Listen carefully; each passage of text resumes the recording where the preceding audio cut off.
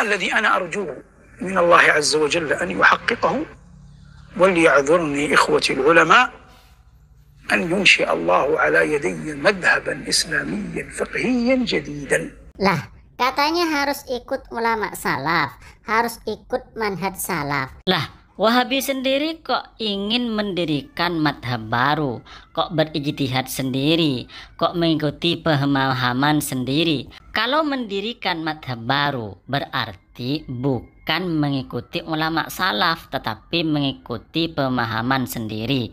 Nanti orang yang mengikuti madhab baru tersebut bukan mengikuti ulama salaf, tetapi mengikuti madhab yang didirikan oleh Wahabi.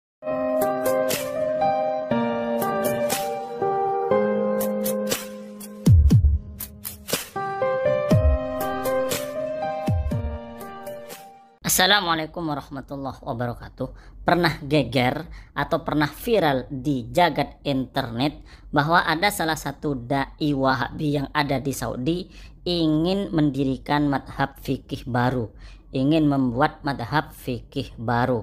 Ini viral atau geger itu bulan Ramadan kemarin. Maka yang perlu ditegaskan dan ditanyakan kepada Wahabi, loh, katanya harus mengikuti faham ulama salaf, harus mengikuti pendapat ulama salaf. Kok sekarang malah ingin mendirikan madhab baru, ingin membuat madhab fikih baru? Kalau membuat fikih baru berarti bukan mengikuti ulama salaf seperti Imam Syafi'i, tetapi berarti membuat madhab baru mengikuti fahamnya sendiri. Mau heran? Tapi ya Wahabi. Berita bahwa salah satu dai Saudi ingin mendirikan madhab baru itu juga dimuat di website CNN berbahasa Arab. Judulnya seperti ini: Ad-Da'iyah As-Saudi Saleh Al-Mawamsi As'a wa arju ayyunshi'allah ala yadi madhaban islamiyan jadidan.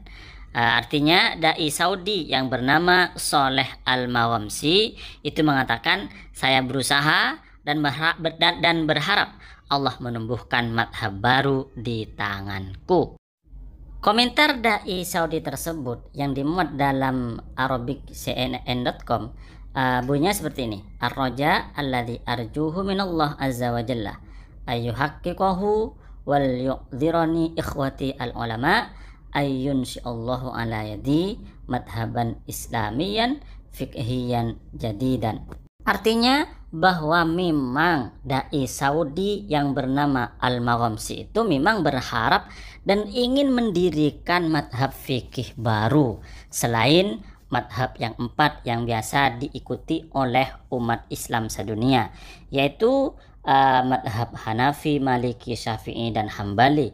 Dan Wahabi ini, dai Saudi ini ingin mendirikan madhab baru selain madhab fikih yang 4.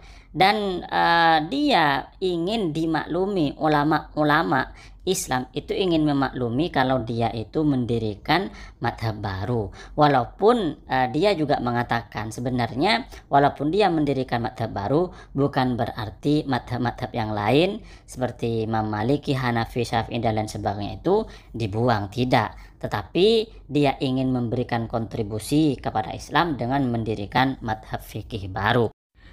Maka menurut kami santri Ahlus Sunnah wal Jamaah, dengan viralnya berita ini dan memang diungkapkan sendiri oleh Syekh Al-Mawamsi, ini sebenarnya Allah menampakkan propaganda Wahabi. Apa propaganda Wahabi? Wahabi ngaku sebagai pengikut ulama salaf, mengikut manhaj salaf. Itu hanya propaganda saja. Kenapa? Karena andaikan ada pendapat atau perbuatan ulama salaf tapi tidak sesuai dengan faham Wahabi, tidak sesuai dengan faham guru Wahabi, tidak sesuai dengan faham Syekh Wahabi, maka ulama salaf akan disalahkan. Dan ini banyak sekali terjadi. Mereka menyalahkan sahabat, mereka menyalahkan ulama salaf, bahkan mereka juga menyesatkan ulama ahli hadis seperti Imam Nawawi, Al-Imam Ibnu Hajar Al-Asqalani, dan seterusnya. Tapi sebenarnya sejak adanya Wahabi, sejak berdirinya Wahabi, ya Wahabi ini sudah mendirikan madhab sendiri. Mereka memiliki pemahaman sendiri yang berbeda dengan pemahaman ulama-ulama madhab yang lain. Contoh sederhananya misalnya ada salah satu ustadz Wahabi di Indonesia berfatwa bahwa sholat Id itu wajib. Orang perempuan wajib keluar untuk sholat Id.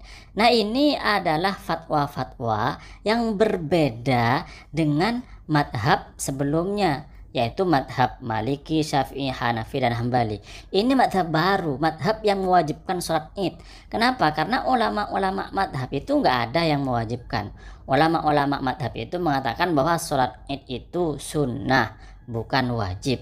Lalu ada Ustadz Wahabi mengatakan sholat Id itu wajib. Berarti ini sudah mengatakan madhab baru. Oh ya, untuk teman-teman penonton sekalian dan segenap umat Islam dari semua kalangan, kami admin Najat Ngaji mengucapkan mohon maaf lahir dan batin. Mohon maaf atas segala kesalahan kami baik dalam ucapan dan seterusnya. Mohon maaf dari kami admin Najat Ngaji bila ada kata-kata yang menyakiti teman-teman baik dari kalangan ahlus sunnah wal jamaah atau non ahlus sunnah wal jamaah. Mudah-mudahan kita semua bisa bertemu kelak di surganya Allah Subhanahu wa taala. Amin amin ya rabbal alamin.